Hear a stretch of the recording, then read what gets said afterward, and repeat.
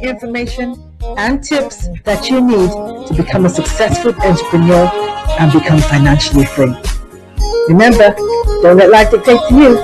Rather, put your signature on life. Get ready for this. Hi everyone, it's your girl Bebe Clement, and thank you once again for joining us for today's show. This is the Bebe Means Business Show, and this is your weekly show where you get all your tips, your advice, learn as much as you can, listen to great speakers. We have great guests on the show, knowledgeable guests about different aspects about business. You can learn anything and everything you ever wanted to know about business from this show. Instead of having to go and invest thousands and thousands of pounds on loads of seminars, just tune in every week on Tuesdays at 1:30 and you'll get all the information you need about the Bebe Means Business Show. If there are specific areas actually of business that you would like some information about or you'd like me to talk about, just let me know, and I will try my best to ensure that we do that and cater for your needs. But I want to thank everyone that has joined us every week. And last week was such a good show. Last week we were talking about how company through change. And as you well know, I mean, COVID-19 has probably been the greatest global change that has occurred and affected businesses throughout the world. But there are other kind of changes that can occur in your business that are not as dramatic, but still have a large bearing on morale of staff and the direction of the company that has to be handled with care. So I had my guest speaker last week with Remy Okeshola, who's the managing director of R&B Management Consulting, and it was really good to have him. And we were sharing tips on what you can do on ensuring that change is implemented with the least amount of interruption to your business and indeed, most importantly, to your staff. So just want to quickly give a summary of what we discussed last week and then we'll go on to what we want to talk about today. So we talked about how important it is to be able to give your staff direction when a change occurs. And we talked about the way to communicate the change to your staff is so important, because if you're not able to get the buy-in of your staff in relation to the change that you want to implement, knowingly or unknowingly, your staff will sabotage your change. And we spoke about the importance of understanding the kind of emotions that have to be overcome in order for your staff to buy into your change. And those include things like staff are afraid, they're anxious, they're unsure of themselves, they don't know what role they're going to have to play in the new change, they're not even sure whether the change is going to be effective, and that kind of thing. What does it mean for them as individual employees? That kind of thing. And the way you communicate the change and the way you implement the change throughout that period is vital in overcoming those fears and anxieties that the staff may have that may inadvertently affect the way that they do their job and they carry out your business in your name. So we spoke about implementing what I call a HIS strategy, and a HIS strategy is a high involvement strategy.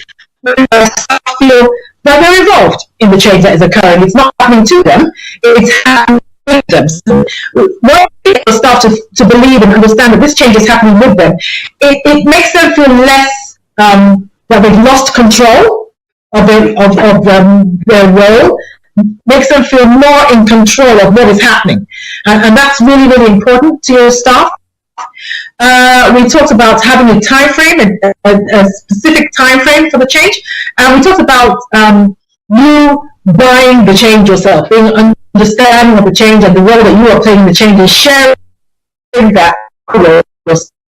And what would you need to do to be able to measure whether this change has been worthwhile or whether it has been successful by way of business? So those kind of things are all that we discussed last week. For those of you who are just joining us, it's your host, Bebe Clement, and you are very welcome to the Bebe Means Business Show. Like I said, this is the show where you get to have all your questions answered in relation to something that we may discuss today that you want some advice on. You can send us in your questions.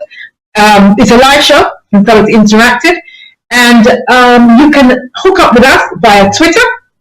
Our Twitter handle is @Star Radio UK, or you can text or WhatsApp on 07539 661 744, or email us at info@starradiouk, or join us via Facebook at Star Radio UK. So let's get down to what we wanted to talk about today. And I thought the last few weeks has been pretty intense, and the longer this whole COVID thing goes on, we're under a lot of pressure. There's a lot of anxiety about where is business going to go, what's happening. People are having to close down, lay off staff. So I thought today we'll just chill. For everybody that's watching, just breathe. So today I'm just going to be giving tips. Nothing too heavy happening up in here today. Just today I'm going to give tips for business success and wealth creation. That's what I'm going to be sharing today. So if you haven't already done so, tell a friend, quickly text a friend, let them know that we're on. Tips for business success and wealth creation. About your financial future, but you don't know what to do, I'll be sharing some tips that may help you. If there are problems on the horizon in relation to your business and you're looking for survival techniques, then this is the show for you. Okay, so let's look at some of the tips that I can give you. Right, the first one is something I'm really, really passionate about, and that's collaboration. Collaboration. Now, what has previously happened, particularly in the Black community, is everybody is doing their own little thing in their own little corner of the world. And we're struggling on our own, trying to make it work. And those of us who have been doing that for long enough, we realize that actually that can only get you so far. After a while, you realize that you cannot. It is counterproductive. And so you need to be looking to be collaborating. You must be looking to collaborate. So I'm going to be giving you little tips on how you can do that. Now, a few years ago, I had a colleague who was a wedding wedding conference organizer. So he organizes conferences about everything to do with weddings. So you'd have florists there, you'd have people who sold gowns, caterers, DJs, all this kind of thing. So there's a whole exhibition all about weddings and how to plan a wedding, that kind of thing. So he told me about it, and I'm a speaker, and weddings they're not my area of expertise, but it was going to be quite a large, prestigious event, and I'm a strong believer that you don't pass an opportunity. So I was thinking, how can I be relevant in this thing that he was doing? So I said to him, would you mind me speaking about marriage? Because people spend a lot of energy preparing for the wedding, but the wedding is only one day. After the wedding, you got marriage. And I've always felt that if people spent more time, or as much time as they do in planning the wedding, on actually planning the marriage, then we probably have more successful marriages and less divorces. So I said to him, can I just do a 10-minute slot? I don't need more than that. Can I just do a 10-minute slot on tips for a successful marriage within the first 5 years? Something like that. So I was like, well, people are not really there to hear people speak kind of thing. But I talked him into it. And in the end, he let me do it. And so I had also at his event, I had a stand, an exhibition stand, where I had my material, my DVDs, my CDs, that kind of thing. And so I gave this 10-minute talk. It wasn't anything heavy. It was just tips on things that I learned I wish people had told me in the early days of my marriage. And I just spoke on that. And I can honestly say it was the highlight of the event. People were just blown away. Now, the reason why I raised this is because that was an example of a collaboration. I don't normally speak about marriage, but experience He had a ready audience. They were the kind of market that I wanted to get into. And that gave me an avenue to get into this. So that was a brilliant collaboration. And of course, it made him look good because it was something outside the box. You don't usually hear that kind of thing at a wedding vision. So it was something different. So again, it was a conversation topic after the event for him. And a lot of people he told me, a lot of people came back to him and said, oh, that was really good. We really enjoyed that. Could you do that at the next event? So that's a collaboration. Now, collaborations don't necessarily have to be that large or or like that. They can be something really simple. So it might be that you have a flyer, and let's say you're a lawyer, and you have the same client base as accountants. So it might well be that on the flyer, you have your details, you have your marketing material, so Augustine listed, and on the back of the flyer, somebody else, one of your colleagues who owns an accountancy firm, has their details as well. So you get to pitch to their clients, they get to pitch to your clients, and it's not cost either of you any more than it would normally do if you did one. In fact, if you put monies together, it would cost you even less. And then the advantage of that is somebody who perhaps wasn't necessarily thinking about a solicitor, was just thinking about an accountant, will see that and think, oh yes, well actually I do need a solicitor as well, and then we'll call you for your services. So that's an example of collaboration. Collaborations are very, very important, and we must get into the habit of doing it. I encourage you to start thinking strategically about your business and start thinking, who can I collaborate with? So for example, let's say you're a caterer. You start thinking of, who else do I share a client pool with? You share a client pool with wedding organizers, with cake makers, with hall decorators, video guys, photographers, those kind of people. That's a whole pool of people that you have the same kind of client base. Why not collaborate with them? Why not tell them, listen, anytime you go out to pitch my services as well, and I will give you a referral fee for any client that comes my way. So that's the kind of thing that you need to do. But you need to look for people who are reliable and who are affordable. Make sure you don't have people who will mess up your name or give shoddy service, because it will come back and bite you and will affect your customer service. So don't let that happen. But look for people who are reliable, responsible, and reputable and affordable, and collaborate with them. Okay, the next thing that you need to do is, I want you to begin to look at your business as a tree. All right, and I'll show you what I mean. Trees, as you know, they grow branches, and on those branches grow stems and leaves and everything like that. I want you to look at your main business as a tree. And your job, I know I've said this in past programs, what I tend to do is to look for one client, deliver a service to that client, and kind of push that client to the side and look for new clients, and that is counterproductive. What you need is repeat business. And the way you repeat business is if you widen the remit of the services that you are able to offer that client. So going back to what I said, that I want you to begin to see your business as a tree and look for how it can sprout. And I'll give you a practical example of some of our businesses. Now, we have a legal magazine called Law Digest. And that magazine is a premier magazine for African lawyers globally. So in the magazine, we have legal articles, we have companies that advertise in it, that kind of thing. We have adverts and stuff like that. So on the back of that magazine, because it's aimed at African lawyers, we decided to start doing conferences, legal conferences in Africa. So the main business was the magazine. Now it's beginning to get branches. So we started doing an annual conference in Africa. Now the conference topic that we chose was asset recovery and international litigation.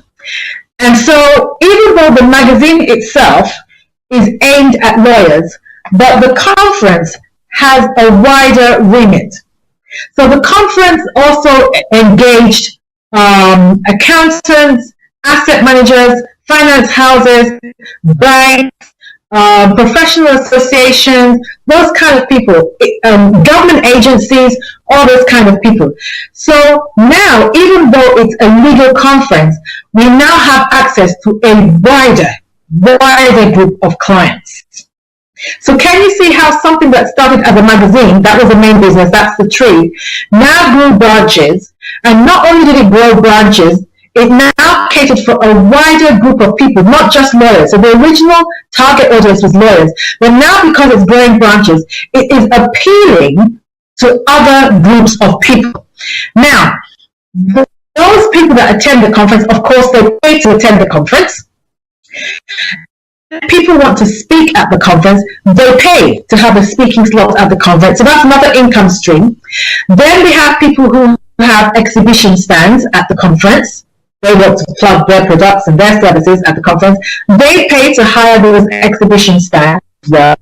Then we have sponsors of the event because it looks good, it's very reputable, we have a very good name. So they want to be seen to be associated with our brand. So they want to sponsor the event. We have law firms from all over the world actually that come along and they want to sponsor the event. Not just law firms, we've had property companies, we've had banks and all those kind of people try sponsor the event. So again, that's another income stream. So something that started just as a magazine grew into something that we could never have envisaged, now catering for a completely different set of people. And in the process attracting and establishing different income streams from there. From that, we then decided, okay, let's have an award night in recognition of lawyers who are doing something noteworthy, something of worth in their different jurisdictions at developing the legal profession in their particular jurisdiction, their country. So we do that now. Every year we have an award night for African lawyers in Africa. And again, that has started another income stream because, of course, people pay an entry fee to come in. We have sponsorship. Again, that's another another income stream. Again, we have people who have exhibition stands. That's another income stream. We are able to facilitate meetings because a lot of companies come from the West and go to us. So they're able to facilitate meetings, and we charge a fee for that because they need to know who they can meet with in Africa, who they can collaborate with, who's who. We know who's who. We know who's worthy of your time. We know who will make a good collaborator for your business. So we facilitate meetings for them, and we get paid for that as well. So can you see an example of how once you begin to look at your business as a tree that must grow branches, your brain will begin to go into areas, it will go into overdrive and begin to think of things that you would never have normally thought of if you just have tunnel vision in relation to your business. Okay, so the next thing is a lot of people are under the misconception that in order for them to do well in business, they have to have some new, innovative, out-of-this-world idea that nobody's ever thought of before. And believe me, nothing could be further from the truth. You can just put a new slant on an old idea. It doesn't have to be something new. Let's go back in time. I'll give a couple of examples, but let's go back in time. Let's look at McDonald's. Now, McDonald's was bought over by Ray Kroc in 1961. And McDonald's in itself existed before he bought it over. But even before, irrespective of McDonald's, what were they selling? They were selling hamburgers. So hamburgers, of course, existed outside of McDonald's. There were hamburger stands all over the place. But one of the things that Roy Kroc did was he brought in the ethos of consistency in the McDonald's brand. So his idea was that whether you go to a McDonald's in London, or whether you go to a McDonald's in Paris, or whether you go to a McDonald's in America, whenever you order a particular product, it should look the same. He brought Okay, because until World Cup did that, that wasn't what was happening. If you asked for a beef burger, you're not sure you're going to get hit, and there was no uniformity. But he brought in the ethos of consistency and uniformity, and that is what took McDonald's global, and that is what has been responsible for its global appeal and its success. So the point we're trying to make is that hamburgers existed before Roy Kroc came along. He didn't, invent the hamburger, but he just put a new slant on an old product or an old concept. Okay, so that's what you need to be able to look at. How can I do something differently as opposed to how can I do something new? It will save you a lot of time, to be honest, if you're able to do that. Now, you must establish your USP, and you've heard me speak about USP before, your unique selling point. And your USP is this. This is how you establish it. If two or more people are selling the same thing, what would make them buy from you rather than buy from me? In other words, what differentiates you in the marketplace? What makes you stand out? What will give you that little bit of in the marketplace?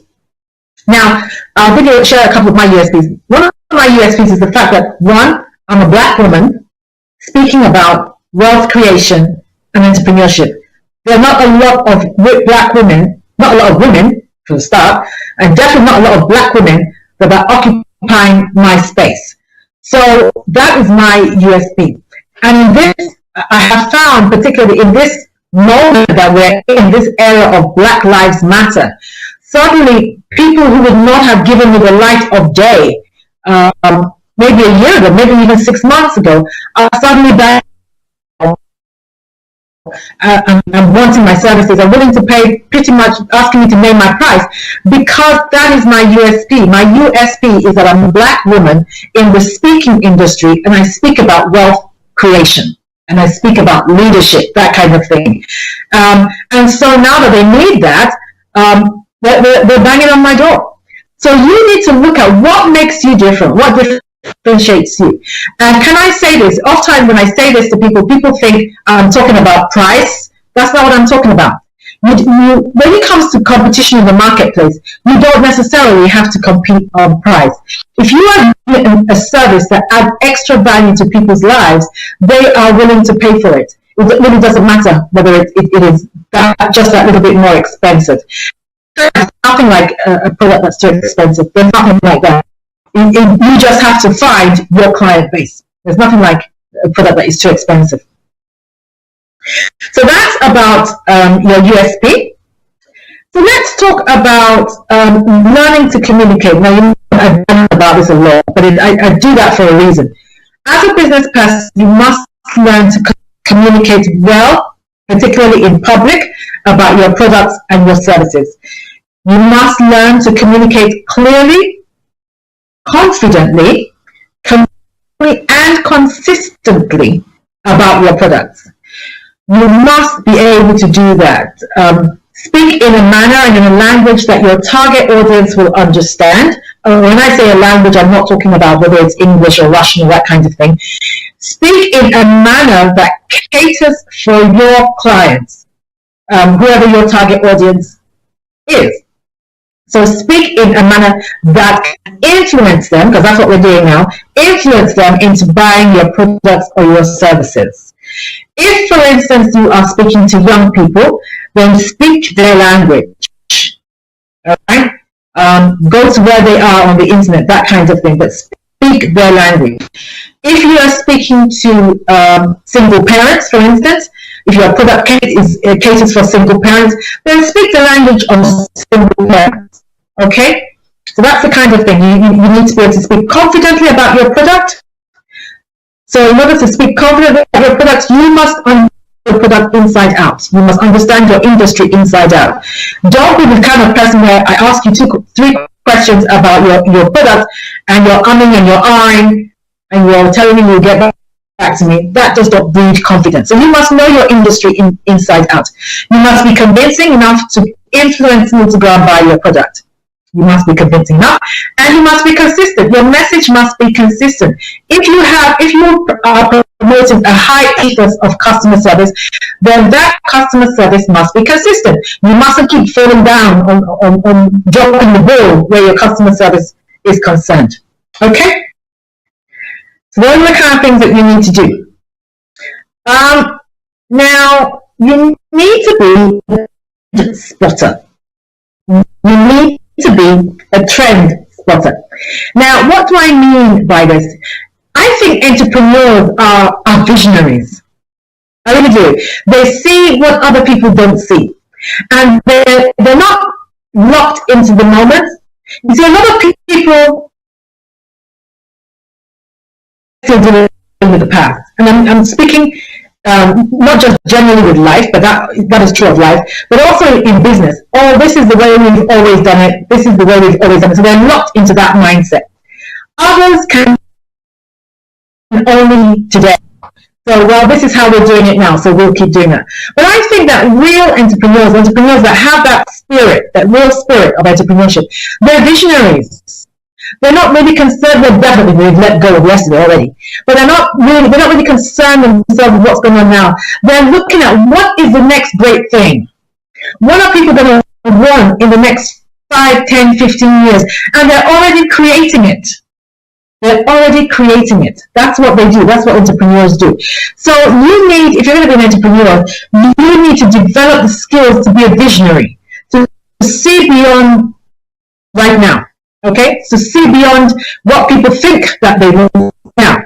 And sometimes part of being a visionary is being able to tell people what they need, because sometimes people don't know what they need. I remember reading something by Henry Ford, and Henry Ford was saying, if I had asked people what they thought they needed by way of transport, they would have told me that they needed faster horses. Because at that time, the main mode of transport was horses. So he said if he had asked people what they wanted or needed, they would need faster. But that's not what they needed. They needed a completely different mode of transport. That's what he honed in on. While his counterparts were looking as to how to improve the whole horse riding experience, he was looking at a completely different mode of transport, and that's what he went after. All right, I'm going to take a break here. I want to come back to that point. I haven't finished that point. I do want to come back to that in a minute. But again, just to let you know that you can get in some questions. Some questions have come in already. But please do, when you get in your questions, you can ring us on 07539 661 744. Send us an email at info@Star Radio UK, and we'll ensure that we answer as many questions as possible after the break. So like I said, this is very laid back day today. So just grab your Coke or grab your tea and biscuits, and I'll meet you here after the break. Don't go away. Hi everyone, it's your girl Bebe Clement, the author of How to Go From Employee to Entrepreneur, and the host of your weekly business show, Bebe Means Business, the show where we discuss everything you ever wanted to know about business but you were afraid to ask. How do I start my business? How do I raise the finance? How do I grow my business? Where am I going to find my customers? Join me every Tuesday at 1:30 p.m. on Star Radio UK to get all the information and tips that you need to become a successful entrepreneur and become financially free. Remember, don't let life dictate to you. Rather, put your signature on life. Get ready for this. Okay, ladies and gentlemen, welcome back. I hope you've got your tea and biscuits and you've got your Coke or whatever it is that you're drinking. Or if you're drinking something a bit stronger, that's fine. So it's in the afternoon. I won't tell you. But just before the break, I was about the need to be successful in business and to grow your business and to create wealth. So I'm going to come back to that in a minute, but I want to take some questions now. The first question says, thank you for the tips for business. Unfortunately, I missed the beginning of the program. Okay. Would you mind posting the tips on your website and I can download them from there? Oh, okay. Thank you and keep up the great work. Thank you. That's from Palm. Palm, thank you very much. Yes, I'll do that. special request there. I'll put the tips on my website, and you can get them from there. Just the highlights of what we spoke about today, and you can get them from there. I'll do that. That was a good idea, actually. Thanks for that, Pam.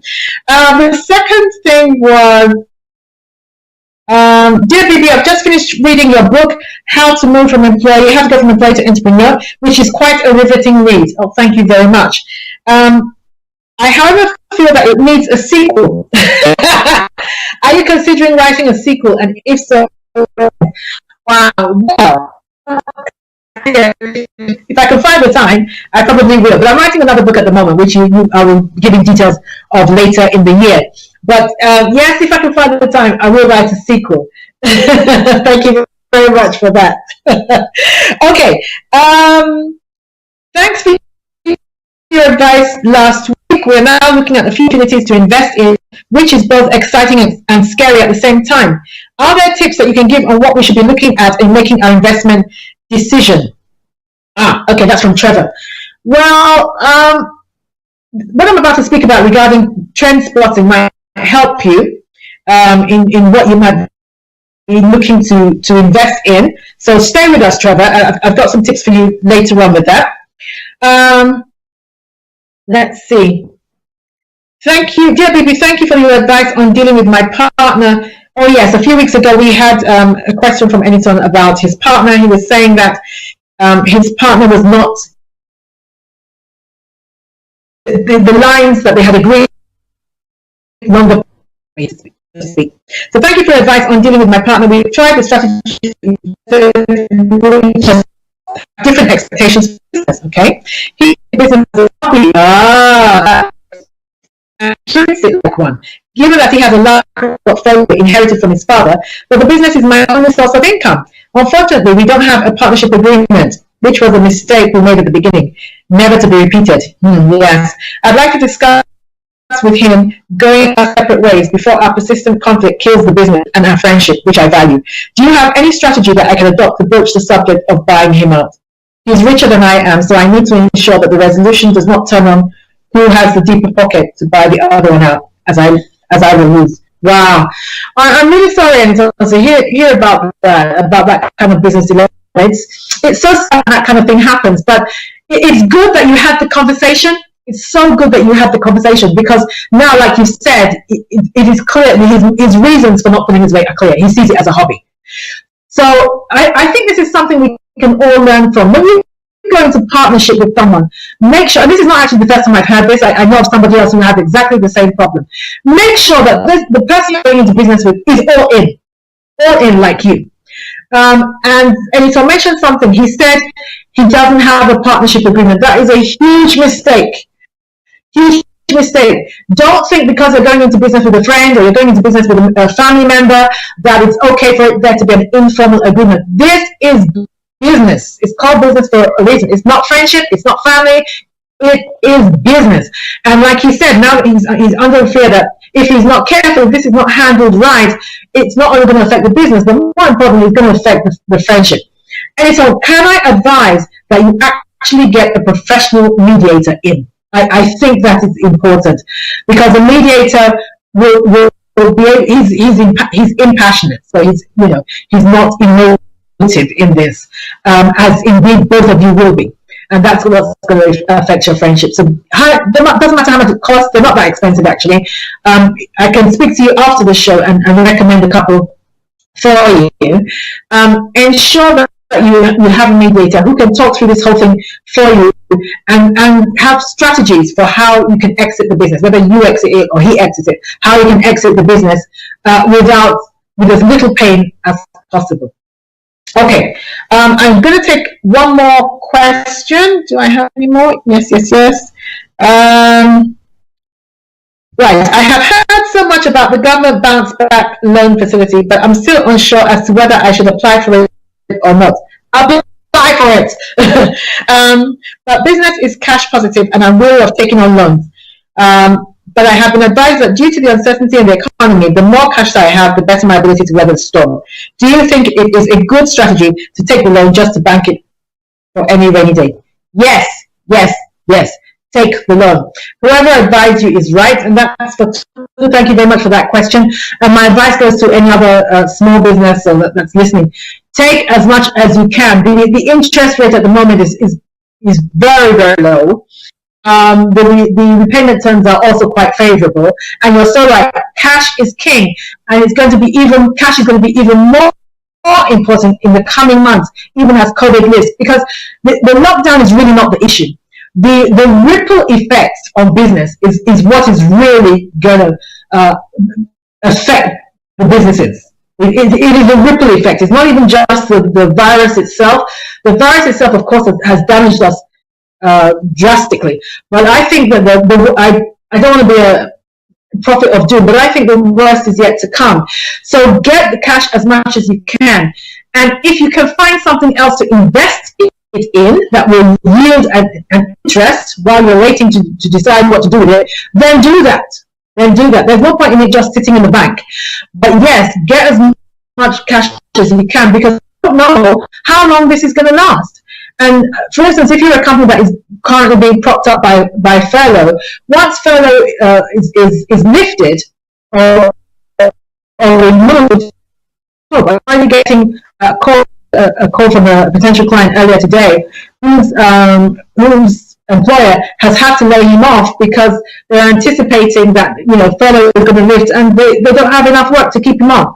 So you need to grab a hold of that loan if you can. Like I said, the rates are pretty favorable. It's not the repayment arrangement is also not cumbersome. So yes, go get it. Okay, so back to what I was saying earlier, being a trend spotter. You must see what I was saying before. You must be on the map about Henry Ford and how he said if he had asked people what do they need, they said they wanted faster horses, but what they really needed was cars. Now, if you if you take somebody, for me it seems like yesterday, but now it's a long time ago, the guy that owns Carphone Warehouse, Charles Dunstable. Now, Charles Dunstable, when I first came to the UK in 1989, there was nothing like mobile phones. We didn't have that here. And I think about a year later, he went to, I think he said it was Norway, and he saw people with mobile phones. Now, mobile phones at the time were only owned by companies or industries, and they were very large things. There was nobody operating in the personal telephone space. So he saw them in Norway, and he thought, wow, this technology is really going to catch on. So he bought a dozen, and he came back to the UK. And at the time, because other people were not visionaries, it took him, I think it took him 6 months to sell just 12 handsets. But after a while, people began to see the importance of this technology, that, man, I can make phone calls on the go, because prior to that, if you were out and about, you had to queue up in the telephone booth. I mean, it seems alien to our children now, but that's what used to happen. You had to wait outside the telephone booth for somebody to use it if you were out and about, because there was nothing like a mobile phone. But he was a visionary, and he knew it was going to catch on. And so he started buying mobile phones. And then after a while, he set up Carphone Warehouse. And Carphone Warehouse was sold, I think, for 1.3 billion, 1.2 or 1.3 billion, which made him one of the richest men in the UK. Why? Because he was a visionary and he was looking towards tomorrow. So as an entrepreneur, that's what you need to be doing. Now, I want you to also make sure that you're networking. And when I say networking, I don't mean in this situation, I mean I've done a show on networking and I gave tips on how to network. But I mean join networking groups. Don't just attend networking events, but actually become a member of a networking group. It shows commitment, and where there's commitment, people are more likely to help you. Another kind of networking group that people often don't think about, but I think is vital, and I have one, I run one, is a mastermind group. Now, a mastermind group is really just where a group of people, in the business context, a group of business people come together and they put minds together and they just problem solve. So the one that I lead, we meet every 2 weeks and we meet for an hour. We have 10 members. And it's not like a networking group where you're looking for business. That's not what we're doing. Although inevitably you will get business as a result. But what we do is we problem solve. So each person says what issue that they're dealing with in their business right now, and all the other members help them solve it. So it might be you want to expand into a particular area that you know nothing about. Somebody else knows somebody in that industry, they will connect you, they give you their details. It might be that you're revamping your website, you're not sure what to put on it. We all have a look at the website, we all give our opinion, and you would amend your website based on what we've said. Those kinds of things. So a mastermind group, look around, go online.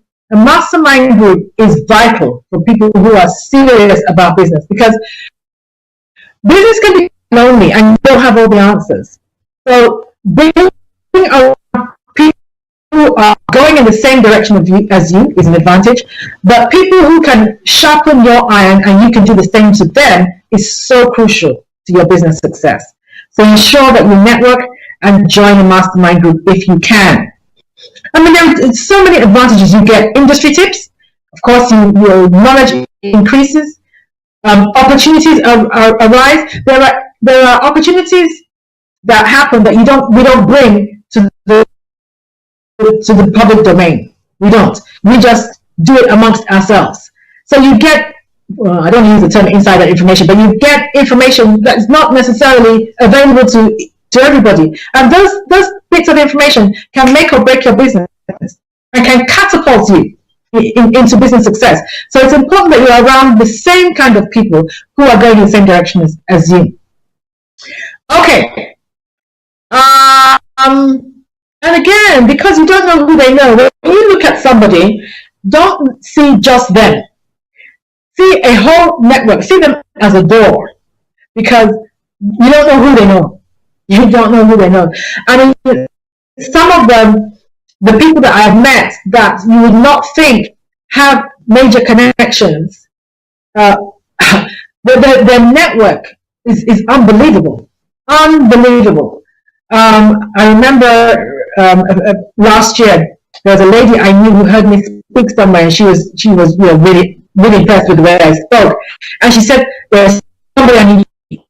I mean, there was nothing majorly fantastic about it.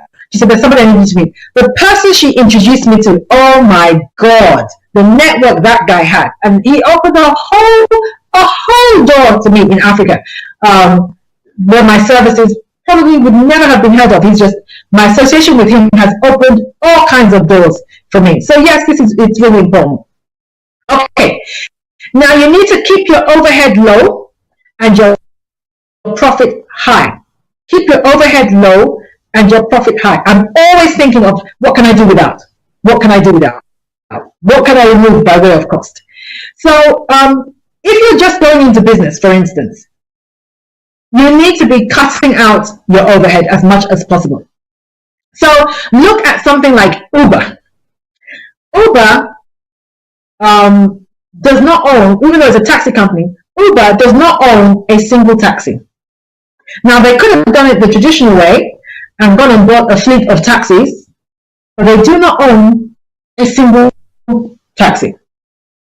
Airbnb, that provides space for places where you can stay, short stays in different countries, and for your traveling and stuff like that. They don't own a single hotel or a single B&B. They don't. So their overhead is minimal. Minimal. So once your overhead is minimal, that means the more money you get to keep. So you need to be looking at ways in which you can do business that keeps your overhead low. Take a leaf out of their book. Make your business one that provides a platform. So think about that. I don't know what it is that you want to go into. It might just be cakes. Let's say cakes. You want to be selling cakes. Perhaps just providing a platform for different people to be able to showcase their cakes is what you need to be doing, rather than going to get a shop where you have to have customers come to your shop to order your cakes. That kind of thing. So that's keeping your overhead low and your profit high. Now, this is an important one, I think. Connect with young people. Connect with young people. Now, this is important, particularly if you're anything over 40. I would encourage you to do this. Because let me tell you, if you haven't noticed already, the kind of world that you think you are in and the kind of world that actually exists by way of the experience of these young people is totally different. The world as we knew it has disappeared almost. It has disappeared. The things that these young people, I was speaking to one of my mentors this week, and we were discussing this. The things that these young people are doing, but specifically by way of technology, is scary. You know, the whole concept of you slugging away for years and years and years at your business idea is becoming alien to them. There was my mentor was telling me about a young lady that she knew who was in her early 20s, who was trying to get a job. I think she studied architecture and she was trying to get a job, but she couldn't. So in the meantime, in her spare time, she's very fashionable. So she has these crazy hairstyles and she's very fashionable. So she likes to take pictures. So she'd take pictures and she'd post them, and then she'd go somewhere and talk about where she was, and then talk about the clothes that she was wearing, and, you know, online. She was doing this on Instagram and online. And one of the major companies, I'm not going to mention the name of the company, contacted her because they could see her. I mean, her followership was ridiculous. I mean, she now has about 100,000 people, I think, following her. And all she's doing is taking pictures of herself and speaking about the places that she goes to, because she travels a lot. She likes traveling. So they contacted her and said they would like, could they collaborate with her? Because collaborating with her means that they now have access to 100,000 people. And so they did. They collaborated with her. Now, I know another lady who had, I think, about 1,000, 2,000 followers with what she was doing, and then she sent the details of what she was doing to one of these internet influencers, and that one put her on his platform. A minute put her on his platform, that was it. Her followership grew by about 80,000 in a week because he was an influencer, and he was a door. He opened her to a world of people that she would never normally have met. So connect with young people. They're doing things like, we have 15-year-olds who are creating apps and becoming millionaires. They understand the technology of business in a way that we don't. So just before I came on the show, my son showed me something online that I just couldn't believe. I'd never seen it before. And it's going to do wonders for the way I do my presentations. So connect with young people. Get a group of young people, maybe 3 or 4 of them, and walk them through your business. Show you what is antiquated in your methodology. Let them show you what they don't even understand in your methodology or in your marketing. Let them show you what today's or tomorrow's client is going to be looking for, so that you can grow. The concept of this is how it's always done it, that's not going to work anymore. You've got to be able to evolve. You've got to be able to change if you're going to survive and thrive. Okay, ladies and gentlemen, I'm going to bring the show to a close, but I just want to end with this. One of the things that you need to do is you need to build a good reputation in your business. Your customer service must be top-notch as a given, not as an add-on, as a given. It must be top-notch. But more importantly, you must have integrity in your business. Because integrity in business goes to trust. And trust is a greater currency than money when it comes to business. It goes to trust. So you must have integrity. People must be able to say, if I give my business to Bebe, I know she. If I do this Bebe, I know I get a result. If I ask Bebe to do something, I know her customer service will be top notch. People need to be able to say that about your business. You must build a great reputation. If I go to Bebe, she's the go-to person in her industry. If she can't solve it, it can't be solved. Those are the kind of things that you need to have people say about you. And in order to find out what people ask about you, do some market research. Every year, I pick a percentage of my clients and I send out a questionnaire. And I'm very ruthless with this. I don't pick out people who I think are going to tell me nice things. I do a cross culture of people and businesses that have come in contact with me and have hired me, and ask them certain questions about the business and about the service they received, and if they were not happy with something, why weren't they happy? If they weren't happy, were we able to fix what they weren't happy about? That kind of thing. And from there, you can grow. From there, you can improve. From there, you can get better. And from there, you build a good reputation. Make sure that you have a good reputation in your business. Ladies and gentlemen, I want to thank you so much for coming along today. I hope you enjoyed it.